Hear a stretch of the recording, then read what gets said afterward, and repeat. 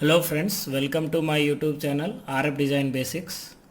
In today's video, I am going to show you how to plot group delay for any ultra wideband antenna. So for this, I have taken ultra wideband antenna which I have designed in my last video, and you can see the design process of this antenna. Here I am going to focus on the plotting of group delay. For that, first of all, we have to find the range of frequency for the ultra wideband, which is approximately between 3 to 10 gigahertz, and we will find out the far field region for minimum and maximum frequency. For minimum frequency 3 gigahertz, we will calculate the wavelength, and the far field is given by 2d square by lambda, where d is the maximum dimension of antenna and lambda is wavelength. So let us find out the maximum dimension of this antenna. For that, I am just hiding this radiation box, and then I will measure from this corner to this corner for the maximum dimension of this antenna. We can measure using this draw line option by taking into the one corner. So here we can see approximately it is minus 13.5, and other side is 13 and 13.5. That means, as we know the dimension of this as 26 and 27, so the maximum dimension will be square root of 26 square plus 27 square. So let us calculate the maximum dimension, and then we will calculate the far field region for 3 gigahertz and 10 gigahertz. For the calculation, so first of all we will calculate D, which is equal to under root 26 square plus 27 square. So this is equal to 37.48. Let us take it as 38 mm, and then we will calculate 2d square by lambda. So lambda for 3 gigahertz will be c by f, velocity of light in free space, 3 into 10 to the power 8 divided by frequency. Let's take 3 gigahertz, 10 to the power 9. So this is 1 by 10 meter, multiply by 1000 to convert into millimeter. So for 3 gigahertz, wavelength is 100 mm, which is the maximum wavelength. Now calculate wavelength for the 10 gigahertz frequency.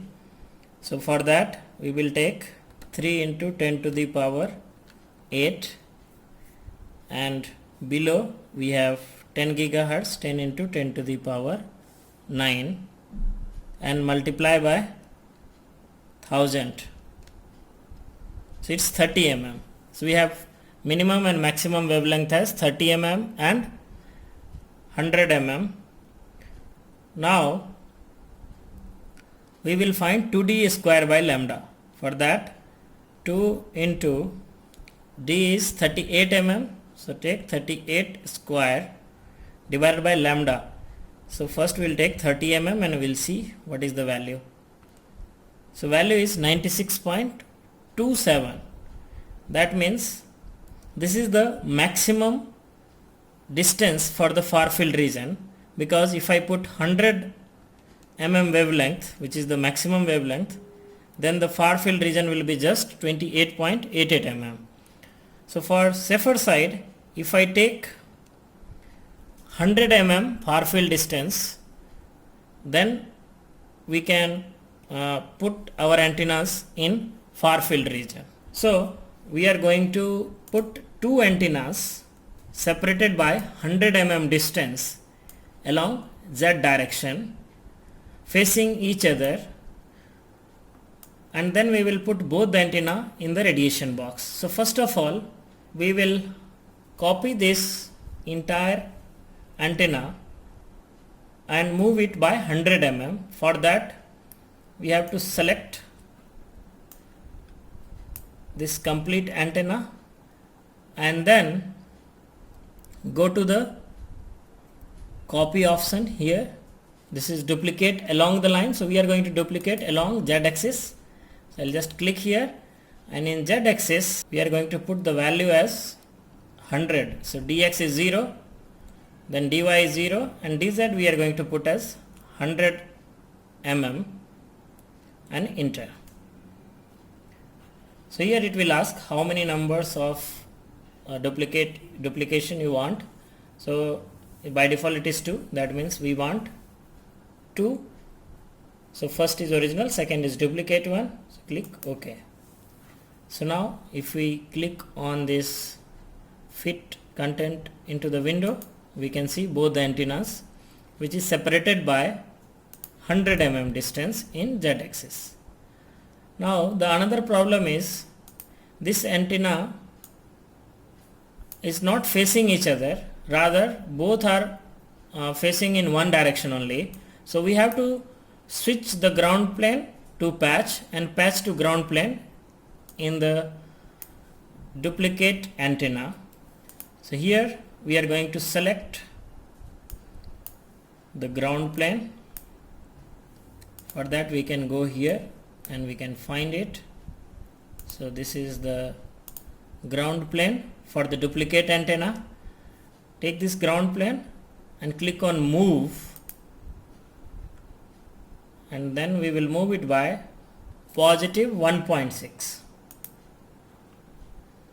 So for that here we will put 0, then 0, and here it is 1.6, so that the ground which is in left side will go to the right side. Similarly, the patch which is this one, this we will move in the negative Z direction. So for that we will again go to the move, click somewhere, and then change the coordinate from 0, 0, minus 1.6 for the Z. So it's changed. Now next step is to assign the excitation for the duplicate antenna, which will act as a receiver. So we are going to assign excitation for this.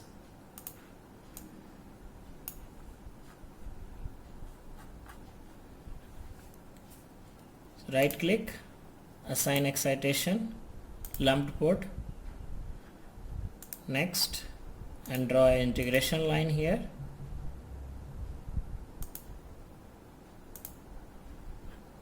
So we have drawn the excitation. The last step of the simulation will be to change the dimension of radiation box. If you click on the radiation box, we can see radiation box is containing only one antenna. So we will increase the size of this radiation box by clicking on create box, and here we can see there is distance 100 mm between these two antennas. So we will take 40, X size fine, Y size fine, and for Z size we will put 140, so that 20 will be below the first antenna, between 100 and then 20 after the second antenna. So total will be 140 mm. Click OK. Now we see the radiation box, and radiation box is containing both the antennas. Now finally we will check whether there is any unassigned material. As we can see here, there are some unassigned material, which is ground and the patch of the duplicate antenna. So we will assign this as perfect electric conductor. Then we have patch, assign this also as perfect electric conductor. Now clear all the meshes from here and analyze it.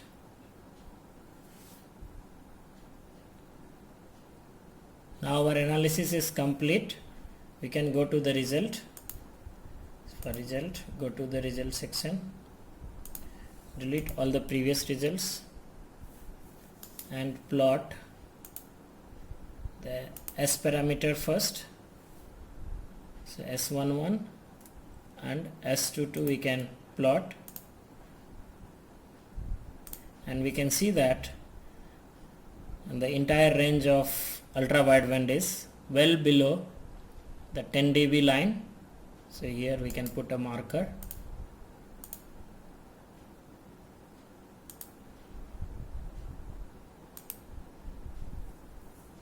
So it's from 3.5 to 14.7 gigahertz is below 10 dB. Now next plot we are going to do for the group delay,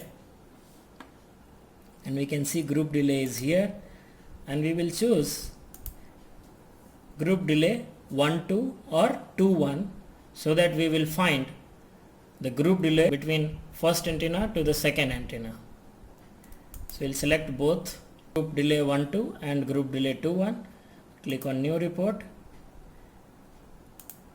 Here we can see this is a group delay.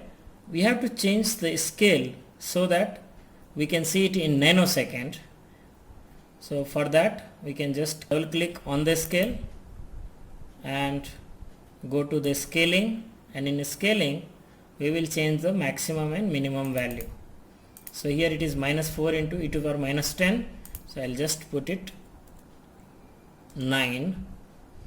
Then maximum value is 1. So I'll just put 10. Spacing is fine. We'll just click OK. So now we can see that this scale is in nanosecond, where we can say this is 0 nanosecond, -2 nanosecond, +2 nanosecond. So the group delay is approximately near to 0 for entire ultra wideband range, and this is how you can plot group delay. Thank you.